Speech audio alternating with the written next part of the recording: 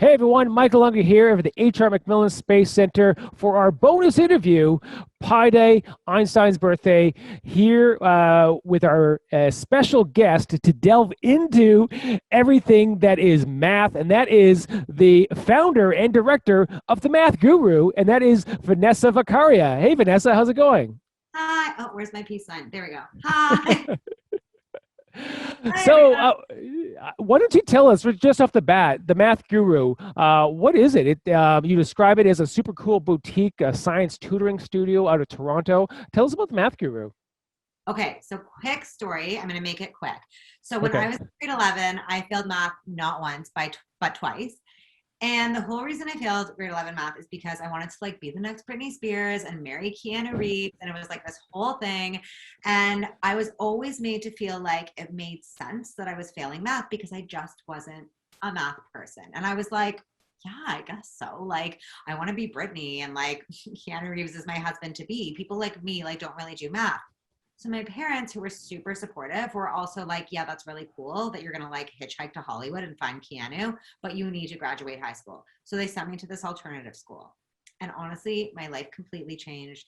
It was a very like cool learning environment. We didn't wear shoes. It was chill vibes. We called teachers by their first names. And I walked into my math class after failing grade 11 math twice and passing it in summer school with a 57. I walked into grade 12 math and I said to my math teacher, you're going to have a lot of trouble with me. I'm not a math person. And she looked at me and went, sorry, what? And I said, I'm not a math person. And she looked me in the eye and said the words that would change my life forever, which were, that's not a thing. And then she was like, can you also sit down? Because I'm about to teach a lesson. And I was like, what? Anyways, I ended up with a 99 in math that year. And I made it my mission to never let that happen to any other kid, to be told that they're not the type of person who can do math, because that's all BS. Mm. I don't know if we're allowed to swear on this, so whatever. No? I'm swearing? Okay, cool. It's BS. Anyways, so I started a tutoring studio called the Math Guru, modeled after that school. It's very chill. We light incense. I serve tea lattes. I hire people from all different walks of life. There are musician math tutors. There are athletes. There are French teachers. There are rocket scientists. There are like magicians, dancers, actors, so that students can come into the space that feels warm and welcoming, where they don't have to shed their identity to then take on the identity of mathematician. And that's what the Math Guru is. It's this inclusive, accessible space where stereotypes of what it means to be a math person just don't exist. That Well, was really long. That was long. no, that I was didn't a great. bring up Keanu right away. I was like, right away, let me explain this. I just wanted to let people just sort of like linger on him until the end. Well, maybe we'll talk more about Keanu a little bit later on. But I want to dig into a little bit more about this concept that your teacher told you when you said, I'm not a math person. And this has sort of been like your mantra of when people come to you and they say that to you, I'm not a math person. So, what do you find when you try to break down those barriers of when people say to you, are you a math person? What are some of the techniques? What are some of the things that, the ways that you teach people to show them that there is no such thing as a math person and a non-math person? That's a really good question. Thank you for asking. First thing, I always tell my own story because that helps to be like, yep, I thought that as well. And I was wrong, and you're probably wrong too. Number two, I really like talking about the way we define what being good at math is and how narrow that definition is. So, for example, I like to say to people, like, oh, you're not a math person. Why? And then maybe they'll say something like, well, like I just like could never, like I cannot calculate a tip, or like I can never do fractions, or oh my god, like I can never learn my times tables. And I'll be like, oh cool, like have you ever solved a problem? And then they'll be like, yeah. Have you ever spotted a trend? Have you ever spotted a pattern? Can you read a map? Have you ever found directions without reading a map? Have you ever cooked something? Have you ever told time? Have you ever packed a car trunk like it was Tetris? And like at some point they'll say yes, and I'll be like, cool, great, you're a math person. And so that's second strategy, is to widen the definition of what it means to be good at math, because the truth is pop culture and media have made it very narrow for us. Mm. And then that leads to point number three, is I like to just rant about how it's the media's fault.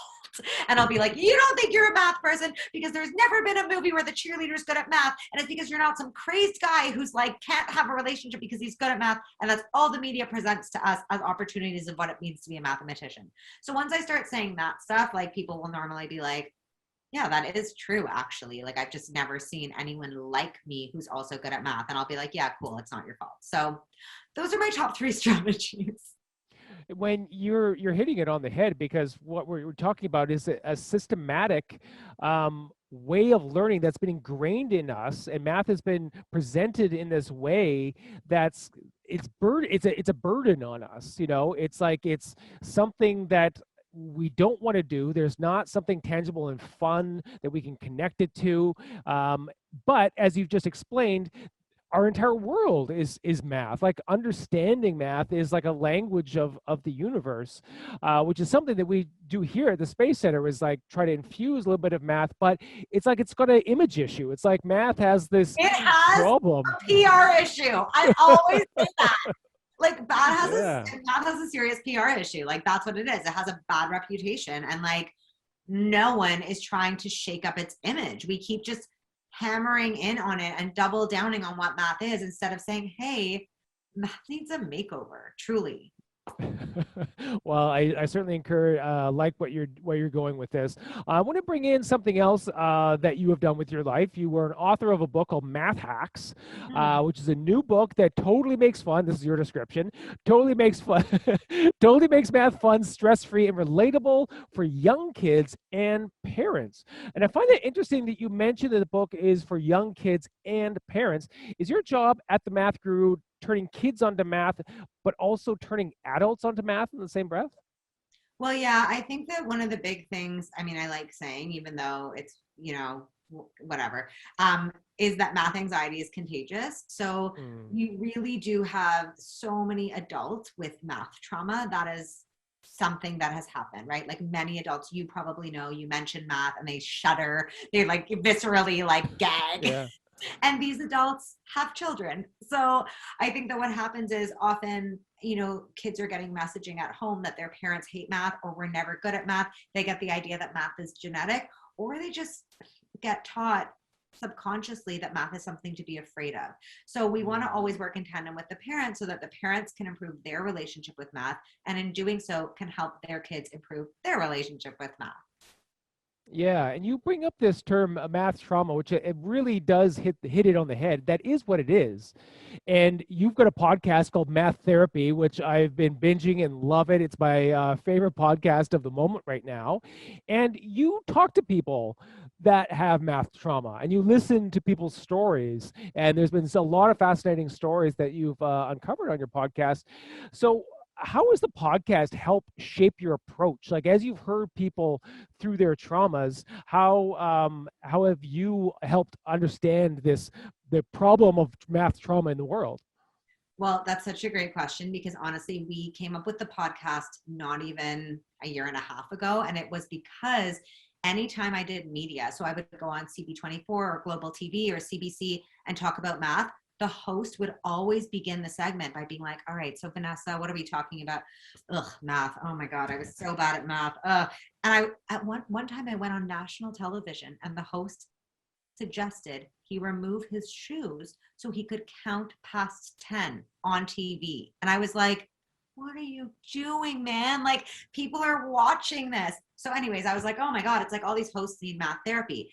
So we thought of the podcast. And at first, it really was, like you said, like exploring where people's trauma comes from. Like, sometimes a teacher bullied them, or a parent told them they were never good at math, or someone like me was told I wasn't a math person. But slowly it actually evolved to a method. Like, I started using the same sort of method with guests. Like, I would always sort of ask them how they felt about math. Then I would dig into what the reason was they had that feeling. And then I would always want to prove them wrong. And I actually developed a math therapy approach to approaching math trauma, which I now teach educators. And it's a 5-step process where we actually identify the trauma, manage the trauma, and rewrite your relationship with math. And I guess I just started realizing, like, actually, I think the best thing happened to me 2 weeks ago, which was that my own therapist and I were talking about something unrelated. And she said to me something, I can't remember, like blah, blah, blah. And I was like, oh, well, that doesn't seem like a big deal. I don't think I would be traumatized by that. And then she said, there's such a thing as sneaky trauma. And I was like, what? And she was like, sneaky trauma might be an event or a repeated event that you don't think of as traumatic at the time, because it doesn't seem like huge, you know, it doesn't seem like something that warrants a trauma response, but that's why we call it sneaky trauma. And that a light bulb really went off for me, where I was like, even though some kids wouldn't say something like, oh, I was bullied by my teacher, even saying, well, I don't know, for all of high school, I was told I wasn't a math person. That's traumatic, right? To be Mhm. told over and over again that you cannot do something is a trauma. So the more I started opening the lens of trauma to kind of be more inclusive, the more I realized, wow, there are so many people that kind of fit under this umbrella. And the same approach of really acknowledging that trauma, and then in rewriting a narrative, can be so transformative for people. Because at the end of the day, it's not about math. It's about being told you can't do something. So math is more like an entry point into rewriting your relationship with feelings of failure, mistake making, risk, that kind of stuff. Hmm. I really appreciate, even just you saying that you go to a therapist. I go to a therapist as well. And even if you just think about, what we do as adults, in trying to fix things that maybe we think, oh, I'm never going to change as a person, like once you get to a certain age, like here's who I am that I can't change. And maybe that's how people think about with math as well. If they think, well, I just didn't get it that first time Yeah, that I learned it, I'm never going to get it. But through therapy, which we do as adults, and hopefully everyone out there does as well, it's good for you, it's healthy. And when it comes to things like math, it's also healthy for you as well. Now, I do want to go back to sort of like that grade 11 moment, because that must have been a traumatic time for you that then motivated you to become where you are now. Could you maybe tell us a little bit about like that motivation, how that actually really switched for you from the sure. moment you failed grade 11 math to now being part of the math guru? Yeah, I think what I try to tell people is that moment wasn't, because another part about math trauma, like when in motivating people to get over their math trauma, is to show them what the stakes are. It's not about math. So for me, yes, I failed grade 11 math twice, and then I got a 99 in grade 12 math. It's not like now I work at, the Space Center with you or something. I didn't even go into math, I mean, but I what mean, we'd like you to happened. work with us if you want Oh my to. God, that'd be so fun. I could get one of those astronaut outfits. I would love. Absolutely. Oh my God. Um, no, what happened was it made me realize, wow, I've been taught a lie. I've been taught that there are some things on the planet I can't do and some that I can. And my math teacher made me realize the myth of math ability had been my first lie. So I started being like, oh my God, what else can I do? And so I told you I've always wanted to be the next Britney. Shortly after that experience, I finally started a band. Now, I had also failed at music a lot. I got kicked off the stage when I waited 8 hours in line to try out for Canadian Idol. For one, there were a lot of other like mishaps along the way, but I was like, you know what? Screw it. I'm going to start a band. Like, I can do anything. And after my first show ever, this was 10 years ago, this guy walked up to me and he said, are you the singer? And I was like, yes, I am. And he looked me in the eye and said, I just want you to know you're the worst singer I've ever heard in my life. And I was like, I was like, oh my God. But you know what? Honestly, then I don't remember what the process was. All I know is I decided, cool, I'm going to take vocal lessons. Like instead of being like, oh, well, maybe I'm not a singing person, much like the math person, I was like, well, cool, I want to do it. I know there's a way. And 2 years ago, we opened for Bon Jovi at the Scotiabank Arena in front of 10,000 people. And truthfully, that never would have happened if it weren't for my math teacher who told me that, setbacks and obstacles don't mean you can't do something. They mean you need to find another way. And truly, it wouldn't have happened if that guy hadn't told me I was a bad singer, because then I never would have gotten vocal lessons and I probably wouldn't have been like Bon Jovi ready. So, I mean, I guess that's what the stakes are. And that's kind of what happened to me in terms of a shift. It was like about so much more than math. And the reason I'm so motivated and passionate is because I know that, I always say this, like people are rarely told they're bad at history. Like they're never, you know what I mean? Like but Mhm. people are constantly told they're bad at math. And we shut down kids so early and teach them these limiting beliefs at such a young age. And again, math is that entry point. So I'm kind of like, wow, like I'm really motivated to change people's relationship with math because I know it can change their lives entirely. Wow.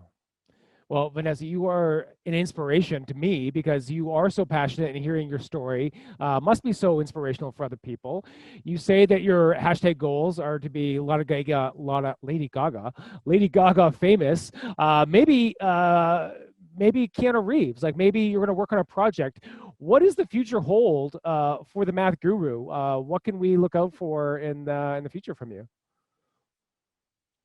Who knows? I mean, who knows what's going to happen ever? But some things I'm working on. A sequel to Math Hacks 1 is coming out next year.